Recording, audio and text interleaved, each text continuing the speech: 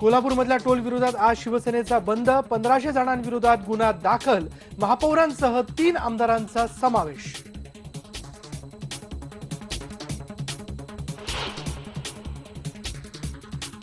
आम आदमी पार्टीला पाठिंबा देण्याबाबत मेधा पाटकर आज जाहीर करणार निर्णय, आझाद मैदानावर करणार औपचारिक घोषणा.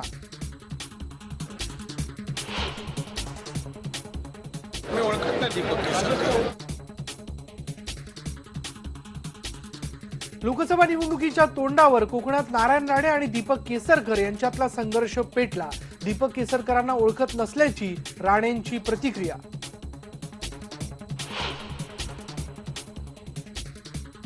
आरटीआय कार्यकर्ते सतीश शेट्टी यांच्या हत्येला आज 4 वर्ष पूर्ण, आरोपी अजूनही मोकाटच, तपास यंत्रणेवर राजकीय दबाव असल्याचा आरोप.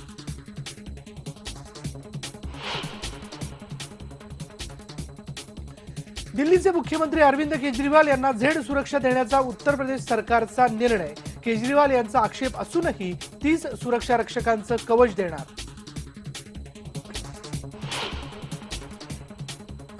भारतासाठी आज ऐतिहासिक दिवस, वर्ल्ड हेल्थ ऑर्गनायझेशन भारताला अधिकृतरित्या पोलिओ मुक्त जाहीर करणार.